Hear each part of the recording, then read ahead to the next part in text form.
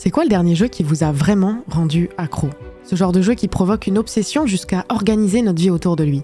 La hype de la renaissance de Dofus, Call of Duty, Supermarket Simulator, Black Myth Wukong, Balatro. Est-ce que vous êtes plutôt du genre à vous laisser bercer par la folie, ou est-ce que vous rationalisez cette envie? Peut-être même qu'à l'inverse, plus rien ne vous plaît, plus rien ne vous accroche. Pourtant, il y a plein de raisons de jouer aux jeux vidéo, propres à chacun. Le divertissement, l'évasion, la construction et la consolidation de relations sociales, l'adrénaline, l'ego. Des raisons qui nous échappent parfois, mais que les développeurs de jeux, eux, ont bien comprises. Ils ont construit des mécaniques qui reposent sur nos besoins les plus enfouis, les plus inconscients, les plus forts. Et s'il y a une mécanique pernicieuse qui a révolutionné notre envie de jouer, c'est celle qui ne se situe pas dans le jeu. Une quête infinie lancée par Xbox et reprise par PlayStation, qui anime et obsède des millions de joueurs. Les succès Xbox. À la base, le jeu, c'est une histoire, qu'elle soit linéaire comme un film, basée sur un lore immersif, la progression d'un univers, de personnages avec qui on se voit évoluer, ou bien l'avancée progressive d'une mécanique et de difficultés qu'on apprend à maîtriser. C'est un fil qu'on suit, auquel on s'attache, et parfois même qu'on guide. Et le vrai défi de ces jeux, c'est qu'ils ne se coupent jamais, ou en tout cas, le plus tard possible. Ils proposent pour ça de rejouer une autre difficulté, un autre challenge, comme sur Dark Souls, de revivre les ramifications des options qu'on n'a pas prises, comme sur Detroit Become Human. Ils créent des mondes ouverts où l'on se perd. On ajoute du contenu, des objectifs, parfois même la liberté de créer son propre jeu dans le jeu. Que serait Minecraft sans sa communauté? Ils cherchent tout ce qui peut faire durer cette addiction, cette passion. Mais la difficulté dans un océan de possibles, de sorties de jeux qui ne durent qu'une semaine, c'est d'émerger, de créer celui qu'on retient. Et ce serait bien naïf de notre part de se dire que ce n'est qu'une question de qualité, de passion. Non, c'est bien plus réfléchi et maîtrisé que ça. Ce sont des ruses que vous vivez, que vous voyez partout, mais peut-être que vous ne regardez pas vraiment. Alors aujourd'hui, on va essayer d'ouvrir les yeux. Si on les aime, c'est parce que les jeux sont devenus de véritables machines à dopamine. Vous savez, ce truc-là qu'on sécrète et qui nous rend heureux. Parfois, je réfléchis à mes années de Dofus et je me dis, mais pourquoi faire ? J'ai monté des dizaines de personnages au niveau maximum par pur plaisir de voir les chiffres monter, les notifications de niveau supérieur et de ressentir la progression. D'ailleurs, Dofus c'est vraiment un excellent exemple de toutes ces mécaniques qui te dominent. Ça parlera à certains d'entre vous, mais personnellement, je suis toujours aussi accro au métier de ce jeu. Genre, paysan, je passe 4 heures à couper du blé pour atteindre la ressource supérieure. Donc c'est-à-dire répéter le même pattern de clic, une boucle de peut-être 20 secondes, pendant des heures, juste pour que la barre monte de pourcent en pourcent, de niveau en niveau. Et quand j'ai enfin atteint mon objectif, j'accède à une nouvelle céréale à couper. Je me sens bien, hein, mais c'est de courte durée, parce que maintenant que c'est fait, je veux encore ressentir ça. Donc je me remets dans la même boucle. Et on appelle ça la boucle de récompense. Je découvre le métier, j'aime bien et je veux progresser. On m'en récompense. Alors je continue. C'est vraiment la carotte que j'attrape jamais. Et si on voit le métier de paysan comme une petite boucle de récompense, disons que j'atteins le niveau max en 1 mois, derrière ce qui m'attend c'est la grosse boucle, les autres métiers, que je peux maintenant atteindre encore plus facilement grâce à mes efforts passés, parce que certains métiers sont interconnectés. Alors je vais quand même pas m'arrêter là. Et ben j'ai fait ça pendant 10 ans, et un jour, d'un coup, j'avais plus envie. Dofus avait eu ses limites. J'étais arrivé au bout du fil. Et on peut remettre la faute sur les développeurs. S'il y a bien 2 mécaniques qui me font lâcher les jeux parce qu'elles les rendent trop frustrants, c'est d'abord le pay to win, payer pour avancer, qui est certainement très rentable pour les joueurs qui aiment une progression sans effort, mais à laquelle je suis allergique. Mon pire souvenir, je pense, c'est un jeu que j'adorais, mais qui est devenu l'affreux Combat Arms, où l'absence de carte bleue se faisait ressentir quand, armé de ma petite grenade tactique et de ma PM, prête à en découdre avec mon aim légendaire, je me faisais bombarder au lance-grenades par des mecs en tenue en cuir qui veulent dire « j'ai payé ma victoire ». Et Combat Arms, c'est pas le seul jeu qui a abusé de cette mine d'or. Je suis sûr que vous avez plein d'exemples en tête. La deuxième chose que je trouve infâme, qui ne repose pas sur le gain d'argent, mais sur la volonté de booster les statistiques du nombre de joueurs pour mettre le jeu toujours plus en avant, c'est le play to win, la spécialité de Supercell qui rend les personnages de plus en plus puissants à mesure qu'on joue. Pour te garder en ligne, ils te font jouer non pas contre ton égal, mais contre des mecs de niveau supérieur qui se battent mieux parce qu'ils ont plus d'ancienneté, et donc des personnages meilleurs que les tiens. Et qui fait que j'ai toujours l'impression que mon skill est un détail à côté des progressions des statistiques de mes personnages. Je pense jouer à un jeu skillé, mais après quelques parties, je ferme le jeu en me demandant « j'ai pas compris, c'est de la ranked ou un jeu d'XP ?» Heureusement, si l'appât du gain des développeurs détruit certains jeux, d'autres maîtrisent ce subtil équilibre entre effort et récompense. Mais aussi bien ficelé que soit un jeu, on arrive toujours au bout de la bobine. Elle n'a plus rien à offrir de nouveau, d'assez stimulant, et on ressombre dans l'océan. Alors contre ça, qu'est-ce qu'on peut faire? Pour garder les joueurs sans affecter le gameplay et le plaisir de jouer, les jeux ont conçu des astuces facultatives qui nous font beaucoup d'effet. Ajouter des récompenses à chaque jour de connexion pour me remettre inconsciemment dedans, me redonner une goutte pour me faire replonger. C'est con, mais c'est très efficace, donc vous retrouverez ça un peu partout. Encore plus fort, une mécanique aléatoire qui me prend par surprise. Une caisse de loot, une loterie, c'est tellement efficace que Riot l'utilise à outrance pour déclencher un achat compulsif dans sa boutique qui change tous les jours. Et où tu te dis « Ah, enfin cette vandale, je peux pas rater ça, j'achète !» Avec l'attente qui précède la surprise, on augmente encore le shot de dopamine, une victoire que je ne vois même pas venir. Mais je veux que vous voyiez plus grand. Imaginez un mécanisme qui ne fasse pas jouer encore à un jeu, mais à tous les jeux. C'est ce que Xbox a fait. Ils ont créé la plus grande boucle de récompenses qui existe, le plus grand MMO qui n'en est pas un. Des centaines d'objectifs variés pour toute une vie de gaming. Et très franchement, personnellement, j'ai jamais baigné dans ça. Pourtant, j'y ai participé, enfin un peu. J'ai joué à 136 jeux sur Steam et j'en ai terminé que 3 à 100%. Je crois que la perf est pas dingue. J'ai jamais joué à ça, mais j'y participe. C'est un peu le truc de fou de ce système. Si t'as lancé un jeu disponible sur une plateforme, alors tu joues à ce MMO géant. Le concept créé par Xbox est simple, chaque jeu sort avec des succès obligatoires plus ou moins difficiles. Et les points que tu gagnes en jouant à ce jeu sont comptabilisés au global sur ton profil. On compare ça à un MMO parce qu'au lieu de faire des quêtes dans le jeu, on voit chaque jeu comme une quête avec de nombreuses étapes. Certains sont sans effort, comme lancer une partie, d'autres demandent une technicité extrême dont peu sont capables. Alors on peut s'en foutre complètement, comme moi. Ou bien devenir matrixé comme je vous le montrerai un peu plus tard. C'est un système qui coûte pas grand chose à la plateforme et qui lui apporte que du bonus. Alors bien sûr, Xbox a fait des petits. Rapidement, ses concurrents lancent cette pratique et on voit l'arrivée d'un phénomène que je vois depuis des années sur les plateformes vidéo, mais que je ne comprends réellement qu'aujourd'hui. Les trophées PSN. PlayStation s'empare de cette mécanique et crée son propre système. Les premiers trophées arrivent sur Stardust HD. On les classe par difficulté et quantité de points de récompense. Bronze, argent, or. Bien sûr, tout trophée n'est pas égal en difficulté. Même si certains développeurs bradent des trophées facilement, d'autres se font un malin plaisir à se positionner comme les plus rares. Comme Crypt of the Necrodancer, réputé comme ayant l'un des trophées or les plus difficiles. Le concept du jeu, c'est un roguelike, donc un jeu dans lequel tu joues une partie à génération aléatoire, où tu navigues dans un donjon en enchaînant les monstres et les boss, et où chaque mort te ramène à zéro. Enfin, presque zéro, puisqu'à mesure que tu relances ce qu'on appelle des runs, tu apprends le fonctionnement des ennemis, quels atouts prendre au fil du chemin pour faciliter la progression, quel chemin prendre. Crypt of the Necrodancer a une petite spécificité qui le rend d'autant plus immersif, il faut jouer au rythme de la musique pour optimiser ses actions.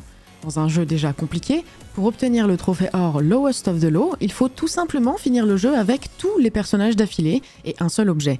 Ne jamais faire aucune erreur, en difficulté maximum, 9 fois de suite. Une prouesse dont seulement 0,11% des joueurs sont capables et que probablement personne n'aurait tenté s'il n'y avait pas une poignée de points à la clé. Attention les oreilles.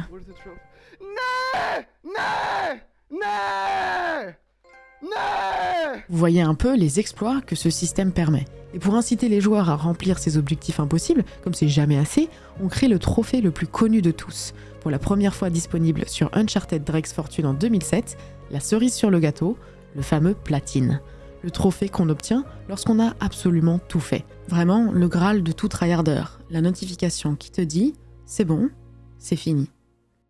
Soit vous êtes dans la team qui jubile, soit vous êtes dans celle des sceptiques qui dit « mais pourquoi faire ?» Eh ben, psychologiquement, ça s'explique assez facilement. Les trophées, c'est une manière de s'engager encore plus dans le jeu. C'est la raison de se donner du mal, parfois même de se faire du mal. C'est ton pote imaginaire qui te dit « Waouh, c'est vraiment incroyable ce que tu viens de faire. Seul 1% des joueurs le font. » Et comme je vous le disais, plus il y a d'attente, plus il y a de difficultés, plus il y a de dopamine. La course est lancée et il y a tellement d'engouement que PlayStation décide de casser le système, pour le reconstruire, en encore plus grand. En 2020, on change les règles. Le niveau max qui était 100 passe à 999. On augmente la vitesse de progression des premiers niveaux pour encourager toujours plus de joueurs à se lancer dans cette quête. On ajoute la fameuse mécanique aléatoire, le trophée caché qui n'est pas indiqué comme objectif dans le jeu avant qu'il ne soit miraculeusement découvert. On capitalise à fond sur cette carotte cachée qui fait beaucoup d'argent. Mais c'est avant tout un guide qui te pousse à explorer les jeux en profondeur, à refaire certaines choses que tu aurais manquées, à mieux comprendre le plein potentiel de ce que le concepteur voulait proposer. C'est aussi un véritable paradoxe qui rend les jeux solo multijoueurs, qui te confrontent aux autres sans jamais jouer avec eux, comme si tu partageais avec le monde entier ton expérience solitaire. Et puis, évidemment, le but c'est de te faire plaisir, de te guider à travers la découverte de tes compétences, des succès optimisés pour booster ton compteur d'ego et satisfaire avec des badges ostentatoires ton matérialisme virtuel. C'est l'archétype de la course au narcissisme. Parce que vous pourriez vous dire que les joueurs débloquent des succès en jouant au jeu, mais non, beaucoup jouent au jeu en débloquant des succès. Il y en a certains pour lesquels le jeu n'a plus d'intérêt. Ce qui compte, c'est pas le voyage, c'est la destination. On ne veut pas l'expérience, on veut la récompense. Le plus fort dans ce domaine, c'est lui. Akoum, le roi des trophées PSN. Akam Karim, un Bahreïnien, plus de 7000 platines à son actif, il n'y a clairement plus aucun fun. Akoum est ce qu'on appelle un trophy hunter, un chasseur de trophées. Plus de 200 000 trophées validés avec une moyenne de 18 trophées par jour. Et là, vous vous posez peut-être cette question. Comment on fait quand on est Akoum et qu'on veut rester premier? On joue beaucoup? Ouais, 10 heures par jour, 70 à 120 heures par semaine selon ses baux. Évidemment, on est aussi très fort, sa spécialité c'est les jeux de combat, comme Mortal Kombat, et les jeux de rythme, comme Lego Rock Band ou Guitar Hero Metallica. Mais ça, c'est du détail. Ce qu'il faut, c'est de la stratégie. Il dira, certains seront honteux de jouer à autant de jeux car ils sont faibles et n'ont pas de détermination. Ils ont peur de ce que les gens diront. Moi, je me fiche de ça, et c'est ce qui fait qu'un chasseur de trophées brille. Parce que la vraie différence, c'est la capacité à enchaîner les trophées, peu importe le jeu. Alors s'il faut refaire le même jeu sur toutes les plateformes, eh bien allons-y. Vous connaissez l'auto-trophy pop? Si j'ai joué à Marvel Spider-Man sur PS4 et complété tous les trophées, il me suffit de lancer le jeu sur PS5 et hop, j'ai tous les trophées. S'il faut jouer au pire jeu dont personne n'a jamais entendu parler dans une langue qu'on maîtrise pas, bah alors allons-y. Mais cette course prend de l'ampleur, et on voit émerger ce qu'on appelle des $1 Platinum. Des jeux dont l'existence ne repose que sur une chose, vendre un platine aux joueurs. Les joueurs s'efforcent d'actualiser des listes de ces jeux optimisés pour les points, et chacun s'attarde à trouver le jeu auquel on jouera le moins longtemps. C'est quoi en fait un bon trophy hunter? C'est celui qui fait des points. Mais cette quête, cette passion est affreusement paradoxale. Commencer la course au trophée parce qu'on aime les jeux vidéo et qu'on veut les jouer à fond, et finir par acheter des centaines de jeux nuls à $1 pour faire grandir la barre d'XP d'un gamer passionné qui ne joue plus. C'est un vrai point de discorde qui a créé une dissonance au cœur de la communauté des chasseurs de trophées. Est-ce que c'est légitime? Est-ce qu'on n'a pas perdu l'essence même des récompenses quand il n'y a aucun effort? Pire que ça, ces jeux à $1 qui n'ont aucun fond, c'est ce qu'on appelle des shovelware. Et le problème, c'est que c'est super rentable. Tu peux essayer de faire le jeu de l'année et de le vendre à un prix raisonnable, avec le risque que tous ces efforts n'aient aucun rendement, ou tu peux sortir un logiciel qui tourne à peine et miser sur la montagne de pièces de $1 que tu amasses. Malheureusement, pour beaucoup, le choix est vite fait. Et on voit arriver une vague de shovelware sur les plateformes qui pourrissent les vitrines déjà bien chargées du jeu vidéo. Tous ces chasseurs de trophées viennent diluer les plateformes, si bien qu'elles sont obligées de réagir. Alors, bien sûr, avoir des quantités astronomiques de jeux qui se vendent à $1, c'est rentable pour Xbox, PlayStation et les autres. Mais pour le marché du jeu vidéo, c'est une catastrophe. En tant que joueuse, c'est déjà assez compliqué comme ça, j'ai vraiment pas envie d'avoir encore plus de mal à trouver un bon jeu, de qualité et qui me plaît. On a donc un conflit entre profit et satisfaction du public. Pour limiter ces jeux pourris, Steam force un frais unique de $100 pour publier un jeu, ce qui décourage les plus petits éditeurs. On ajoute également des mesures de tri pour les vitrines, en limitant les jeux aux avis négatifs, mais aussi en nettoyant ce qui semblerait être des faux bons avis. On met en avant les jeux recevant les meilleures critiques pour les faire ressortir de la masse, mais globalement, à moins de problèmes légaux de copie ou de réelles différences entre la qualité du jeu annoncé et celle proposée, c'est vraiment difficile de limiter ce problème, parce que finalement, en est-ce vraiment un? Si j'ai envie de poster un jeu mais que je suis vraiment pas doué et que je débute en développement, il faudrait m'en empêcher? Et pour en revenir à notre bon vieux Akoum, est-ce qu'on peut vraiment lui en vouloir? Pas vraiment, et on le récompense même en 2018 du Guinness World Record du plus grand nombre de points de trophées collectés. Bravo Akoum, mérité. 18 trophées par jour, faut se la donner, hein. Ou bien avoir quelques astuces. Fin 2024, Akoum sort un communiqué. Il est banni des serveurs PlayStation. Et si Akoum n'avait pas tout dit? La raison énoncée par PlayStation est la suivante: gain illégitime de trophées. Le monde s'effondre, le roi est déchu. Sony émet une liste de fautes, Akoum aurait platine des jeux qui prennent 100 heures en quelques heures, complété des jeux en 0 minutes, se serait connecté à plus de 2000 comptes et plus de 29 PlayStation, alors que le partage d'informations de connexion est interdit. Akoum répondra que la première raison est due aux instant pop, l'obtention automatique des succès car on les a obtenus sur une autre plateforme, la deuxième au shovelware, ces jeux à $1 qu'on finit en moins d'1 minute, et que les deux dernières fautes sont dues à un hack de son compte. Pourtant, sur son site internet désormais désactivé, Akoum vendait des services de passage de trophées pour des sommes variant entre quelques dizaines et quelques centaines de dollars, ce qui expliquerait ses connexions à 2000 comptes. Alors qui croire? Le problème, c'est que Sony a un lourd passé côté hack, le malheureusement célèbre incident de 2011, dans lequel 77 millions de comptes de PlayStation 3 et PSP ont été compromis, notamment les mots de passe, email et adresses postales, ainsi que les cartes bancaires des joueurs, a coûté 171 millions de dollars à l'entreprise et 23 jours de mise hors service.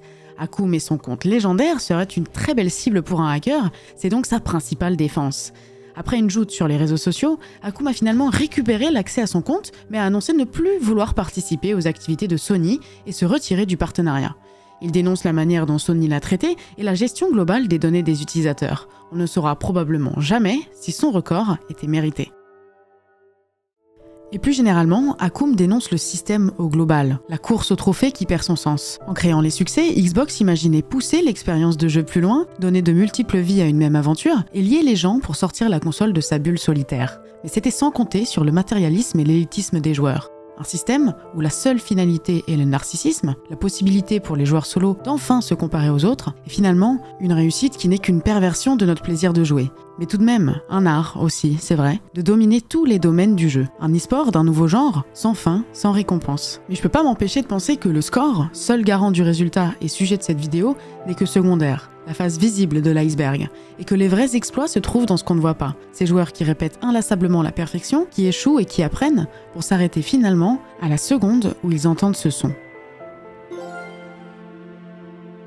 L'obsession du résultat, des chiffres, de la performance, finalement, pourquoi pas ?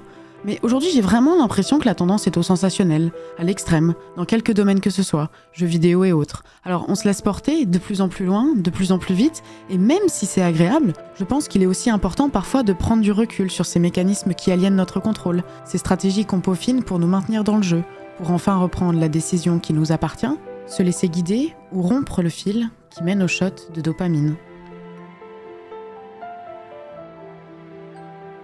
Comme le dit très joliment Jean-Jacques Rousseau, la liberté consiste à choisir soi-même ses chaînes.